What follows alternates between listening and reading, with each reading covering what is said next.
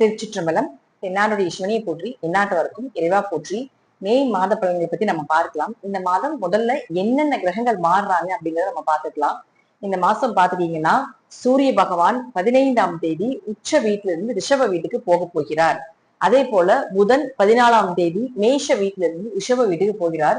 சுக்கிரன் வந்து பாத்துட்டீங்கன்னா ஆட்சி பலம் பெற்று இருந்தார் ரிஷபத்துல. இப்போ இந்த மாசம் 17ஆம் தேதி தன்னுடைய சொந்த வீட்டில இருந்து குருவோட சேர்ந்து சுக்கிரன் குரு சேர்க்கையோட நிற்க போகிறார். அதே போல செவ்வாய் இந்த மாதம் 11ஆம் தேதி மீன வீட்டுல இருந்து மேஷ வீட்டுக்கு வரப்போகிறார். செவ்வாசனி ஒரு போராட்டமா இருந்துட்டே இருந்தது லைஃப்ல எல்லாருக்குமே. நிறைய போர் இது போல சம்பந்தப்பட்ட எல்லா விஷயமும் இந்த செவ்வாய் சனியினுடைய சேர்க்குதான். இப்போ இந்த 11ஆம் தேதி இதுவும் விலகிறதுக்குள்ளான வாய்ப்புகள் உண்டு. ராகு கேதுக்கள் அதே இடத்துலதான், குருவும் மிதுனத்துலதான் இருக்க போகிறார். சோ இந்த மாதம் ஒவ்வொரு ராசிக்கும் என்னென்ன இந்த கிரகங்கள் கொடுக்க போறாங்க அப்படிங்கிறத நம்ம முழுமையாக பார்க்கலாம். மேஷ ராசிக்குண்டான மே மாத பலனை பத்தி பார்க்கலாம். மேஷ ராசியை பொறுத்த வரைக்கும் பாத்தீங்கன்னா ராசி அதிபதி செவ்வாய் விரயஸ்தானத்துல 11ஆம் தேதி வரைக்கும் தான் இருக்க போறார் இந்த மாசம். சோ கவலைப்பட வேண்டியதில்லை. உங்களுடைய விரயங்கள், உங்களுடைய மனவேதனைகள், உங்களுடைய பயணங்கள், பயணத்தினால எந்த பிரயோஜனமும் இல்லைன்னு இருக்கக்கூடிய ஒரு சூழ்நிலை எல்லாமே மாறப்போகுது. இந்த காலகட்டம் நிறைய தீர்த்த யாத்திரை போயிருப்பீங்க. கணவன் முன்னேற்றத்துல கொஞ்சம் கருத்து வேறுபாடுகள் ஏறி இருக்கும், அந்யூன்யங்கள் குறைஞ்சிருக்கும். அதே போல பாத்துட்டீங்கன்னா ஏதாவது ஒரு வழியில உங்களுக்கு நிம்மதி குறைவு அப்படிங்கிறது நடந்திருக்கும். ஏன்னா ராசி அதிபதி மறைஞ்சிட்டார், உங்களுக்கு மதிப்பு இருந்திருக்காரு, ரொம்ப மனசு வேதனைப்படக்கூடிய ஒரு சூழ்நிலையை கொடுத்துருக்கும். பட் பயப்பட வேண்டியதுல அடுத்தது செவ்வாய் தன்னுடைய சொந்த வீட்டுக்கு வராரு. தன்னுடைய சொந்த வீட்டுக்கு செவ்வாய் வருகிறார் அப்படின்னாலே நீங்க பலமாக போறீங்க. பட்ட அவமானத்துக்கு பட்ட வேதனைக்கெல்லாம் ஒரு கண்ணீர் துடைப்பாக உங்களுக்கு செவ்வாய் வரப்போகிறார். இன்னும் நீங்க ஸ்ட்ராங் ஆக போறீங்க, இன்னும் தைரியம் அதிகமாக போகுது உங்களுக்கு. இன்னும் உங்களுடைய இயற்கையாகவே பாத்துட்டீங்கன்னா மேஷராசி கொஞ்சம் பிடிவாதம் இதெல்லாம் இருக்கும். கொஞ்சம் கோபம், பிடிவாதம், இதை வந்து நம்ம எப்படி சொல்லணும்னா தன்னம்பிக்கைன்னு சொல்றோம். அந்த தன்னம்பிக்கை இன்னும் அதிகமாக போகுது. எது வந்தாலும் பார்த்துக்கலாம், எது நடந்தாலும் பார்த்துக்கலாம் அப்படிங்கிற ஒரு மோட்டிவேஷன்லயே போயிட்டு இருக்க போறீங்க. அது கண்டிப்பாக நிச்சயமாக நடக்கும் அப்படிங்கிறதே மாற்று கருத்து இல்லை. மேஷ ராசிக்கு ராசி அதிபதி 12ஆம் வீட்டில் மறைந்தாலும் ராசிக்குள்ள புதன் இருக்கார் 14ஆம் தேதி வரைக்கும். 3-6 குடையவர். அப்போ விழுந்தாலும் மீண்டும் மீண்டும் முயற்சி பண்ணிக்கிட்டே இருப்பீங்க ஒரு இடத்துல இருந்து. சோ கொஞ்சம் உங்க சகோதரர்கள் மூலமாக இந்த காலகட்டங்கள்ல உதவிகள் கிடைக்கும். ஒரு அங்கீகாரம் கிடைக்கக்கூடிய மாதம் இந்த மாதம். உங்க முயற்சிகள் எல்லாமே பல மடங்கான உயரத்தை அடைய போகுது. நீங்க பட்ட கஷ்டத்துக்கு அவமானத்துக்கு ஒரு தீர்வு கிடைக்க போகுது. ஸ்போர்ட்ஸ்ல இருக்கக்கூடிய மேஷ ராசிக்காரர்களுக்கு ஒரு அவார்டோ, ஒரு நல்ல பெயரோ, புகழோ, ஒரு டெவலப்மெண்ட்டோ நிச்சயமா கிடைக்கிறதுக்கான வாய்ப்புகளும் உண்டு.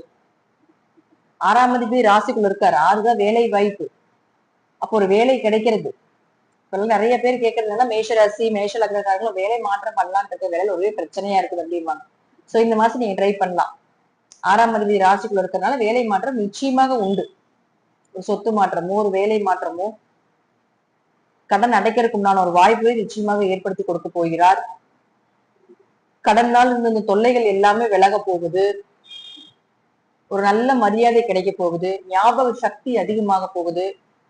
புதன் அறிவாளி கிரகம். ராசிக்குள்ள இருக்கிற வரைக்கும் அறிவுபூர்வமா யோசிப்பீங்க. நிறைய சிந்தனைகள், யோசனைகள் எல்லாமே வரப்போகுது. புதன்னா சிறு குழந்தைகள், கன்னி குழந்தைகள்னு சொல்லுவோம். அந்த குழந்தைகள் மூலமாக கூட உங்களுக்கு ஒரு சந்தோஷங்கள் கிடைக்கும்.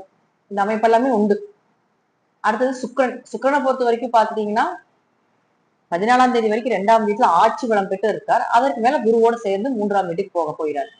சுக்கிரனை பொறுத்த வரைக்கும் முழுக்க முழுக்க ஒரு பணக்கார கிரகம்னே சொல்லுவோம். அப்ப அது 2ஆம் அதிபதி 2ஆம் வீட்டுல இருக்கும்போது காசு பணத்துக்கு 14ஆம் தேதி வரைக்கும் எந்த குறைகளும் இல்லை. எப்படி காசோ பணமோ குடும்ப தேவைகளோ எல்லாமே நிச்சயமா நடக்கும். உங்க பேச்சுக்கு மரியாதை இருக்கும். ஒரு இனிமையான குரலோட இருக்கக்கூடிய அமைப்பு உண்டு. நீங்களே கொஞ்சம் அமைதி ஆயிருவீங்க. என்னடா இப்படியே நடந்துட்டு, நீங்களே கொஞ்சம் அமைதியா இருக்கிற வாய்ப்புகள் இதெல்லாம் வந்து 14ஆம் தேதி வரைக்கும் சுக்கிரன் கொடுப்பார். அதே போல 7ஆம் அதிபதி 2ஆம் வீட்டுல இருந்ததுன்னா வரன்கள் அமைஞ்சிடும். ஒரு வரன் பார்க்க போறீங்க, ஒரு பொண்ணு பார்க்க போறீங்க, ஒரு மாப்பிள்ளை பார்க்க போறீங்க. முக்கியமான கணவன் மனைவிக்குள்ள பேச்சுவார்த்தை எடுத்து அதுல ஏதாவது முக்கியமான விஷயங்கள் பேசணும், அதுக்கு கணவர் ஒத்துக்கணும், மனைவி ஒத்துக்கணும், இது போல விஷயங்கள் ஏதாவது இருக்குன்னா 14ஆம் தேதி வரைக்கும் இந்த டைம் இருக்கு உங்களுக்கு. நல்ல விஷயங்கள் இதெல்லாமே தள்ளி போடாம 14ஆம் தேதிக்குள்ள செஞ்சிருங்க. அதற்கு மேலே ஒன்றும் பிரச்சனை இல்லை. சுக்கிரன் போய் குருவோடு இருக்கிறார், 3ஆம் வீட்டுல இருக்கிறார். 3ஆம் வீட்டுல அள்ளி அள்ளி கொடுக்கக்கூடிய குணம் உண்டு. 3ல் சுக்கிரன் இருந்தால் மகாலட்சுமி கடாட்சம். இப்ப குருவோடு இருக்கும் பொழுது இன்னும் உங்களுக்கு செல்வ வளங்கள் அதிகமாக போகுது. இன்னும் நீங்க நினைச்சது எல்லாமே நடக்க போகுது. என்னெல்லாம் எதிர்பார்த்து காத்து கொண்டிருக்கீங்களோ அதெல்லாம் நடக்கும். குரு சுக்கிரன் ஒரு ஜாதத்துல செயற்கையா இருக்கிறதுல பெரும் பணம் வரப்போகுதுன்னு அர்த்தம். பார்த்துக்கிட்டாலும் அதே அமைப்பு தான். அப்ப ஏதாவது பெருசா டார்கெட் பண்றீங்க அப்படின்னா தாராளமாக நீங்க அந்த குருவோட சுக்கிரன் இருக்கக்கூடிய காலகட்டங்களை டார்கெட் பண்ணீங்க, நிச்சயமா நடக்கிறதுக்கு அதிக வாய்ப்புகள் உண்டு. அடுத்தது சூரியன். சூரியன் 5ஆம் அதிபதி. அவர் வந்து உங்களுக்கு ராசிக்குரிய 15ஆம் தேதி வரைக்கும் உச்சமா இருக்கார். 5ஆம் அதிபதி உச்சமானால் குலதெய்வத்தினுடைய அனுகிரகம் இருக்கு. குடும்ப ஒற்றுமை நல்லா இருக்கும் 15ஆம் தேதி வரைக்கும். குடும்ப தேவைகள் பூர்த்தி பண்ண போறீங்க. உடம்பு கொஞ்சம் ஹீட் ஆகும். இந்த அம்மா போடுறது இந்த காலகட்டங்கள்ல நடக்கும். 15ஆம் தேதி வரைக்கும் உங்களுக்கு அம்மா போடுறது, உடம்பு ரொம்ப ஹீட் ஆகுறது, இந்த வெயில் தாங்க முடியாம போறது, தோலையில லக்னத்துல ராசிக்குள்ளே புதன் இருக்கிறதுனால தோல் அலர்ஜி ஏற்படுறது, தோல் ரேஷஸ் எல்லாம் ஏற்படுறது, இதெல்லாம் கண்டிப்பா மேச ராசிக்கு நடக்கும். இந்த 15ஆம் தேதிக்கு மேல பாத்துட்டீங்கன்னா இந்த சூரியன் 2ஆம் வீட்டுக்கு தனஸ்தானத்துக்கு வந்துட்டாரு. அப்ப குழந்தைகள் மூலமாக வருமானம், குழந்தைகள் உங்களை புரிஞ்சுக்கிறது, குழந்தைகளுடைய தேவைகளை நீங்க பூர்த்தி பண்றது, ஓரளவுக்கு வருமானம் வரக்கூடிய ஒரு அமைப்பு அப்படிங்கிறது நிச்சயமா உண்டு. அதனால பயப்பட வேண்டியது கிடையாது. இவ்வளவு நாள் சனி செவ்வாய் சேர்ந்து லைஃப் போராட்டமா இருந்துட்டு இருந்தாலும் கூட இந்த மாசத்துல இருந்து பாத்தீங்கன்னா அந்த போராட்டம் விலக போகுது. எல்லா கிரகங்களும் மாறுறாங்க உங்க ஜாதகத்துல. சோ வந்து ஒரு வகையே ஏழரை சனி ஒரு பக்கம் வந்து உங்களுக்கு மனசு வேதனை, துன்பம், கஷ்டங்கள், வேலை இழப்பு இப்படி எல்லாம் கொடுத்துட்டு இருந்தாலும் இந்த மாசம் எல்லா கிரகங்களும் உங்களுக்கு பலமாக சாதகமாக இருக்கிறதுனால ஒரு 20% அடி விழுந்தாலும் 80% உங்களுக்கு நன்மைகள் அதிகமா நடக்கிறதுக்கான ஒரு மாதமாக இந்த மாதம் இருக்கு. சோ மேசராசிக்கு வேலையிலேயே கண்டிப்பா வேலை கிடைச்சிடும். லைஃப்ல ஒரு பெரிய முன்னேற்றங்கள், ஒரு மனசு நிம்மதி, சிந்திக்கக்கூடிய குணங்கள், தன்னிச்சையா எழுந்து வந்து புதன் தான் தன்னிச்சையாக எழுந்து வரக்கூடியதுன்னு அர்த்தம். யாரோட உதவிகளும் இல்லாம தன்னிச்சு எழுந்து வந்து ஜெயிக்கிறதுக்கு உண்டான வாய்ப்புகள் இதெல்லாம் நிச்சயமா மேசராசிக்கு ஏற்பட்டே தீர்வு. அதுல மாற்று கருத்து இல்லை. லைஃப்ல நிறைய டார்கெட் பண்ணிட்டே இருக்கீங்க அப்படின்னா அந்த டார்கெட் எல்லாமே உங்களுக்கு ஒரு அச்சீவ்மெண்ட் பண்ணி அதுல டெவலப்மெண்ட் ஆகக்கூடிய ஒரு காலகட்டங்களாக மேஷராசிக்கு இந்த மாதம் நிச்சயமாக நடக்கும் அப்படிங்கறதா உண்மை. இப்போ உங்க ராசிக்கு எப்படி இருக்கும் அப்படிங்கிறது இந்த மாசம் அப்படிங்கறத நம்ம முழுமையா பார்த்திருக்கோம். இப்போ உங்க ஜாதகத்துல ஒவ்வொரு கிரகங்கள் தொட்டு வரும் பொழுது உங்க ஜாதகத்திற்கு இருக்கக்கூடிய அத்தனை பலன்களும் கண்டிப்பாக நடந்தே தீரும் அப்படிங்கிறதுலயும் மாற்று கருத்துக்கு இடமே கிடையாது. தசாபுத்திகள் கண்டிப்பாக நல்லா இருந்தா நான் சொல்வதை விட இன்னுமே நல்ல பலன்கள் எல்லாமே நடப்பதற்குண்டான வாய்ப்புகள் அப்படிங்கிறது நிச்சயமாக உண்டு. ஒவ்வொரு மாதமும் பலன்கள் கொடுத்துக்கிட்டே இருக்கும். நம்ம சேனல் சப்ஸ்கிரைப் பண்ணிக்கோங்க. அதே போல குரு பயிற்சி, சனி பயிற்சி, வருட பலன்கள் எல்லாமே கீழே வந்து டிஸ்கிரிப்ஷன்ல கொடுத்துருக்கோம். அதையும் நீங்க பார்த்து பயன்பெறுங்கள். நன்றி. மீண்டும் ஒரு நல்ல பதிவுல சந்திக்கலாம். திருச்சிற்றம்பலம், தில்லையம்பலம், ஸ்ரீ நரசிம்மர் திருவடிகளே சரணம்.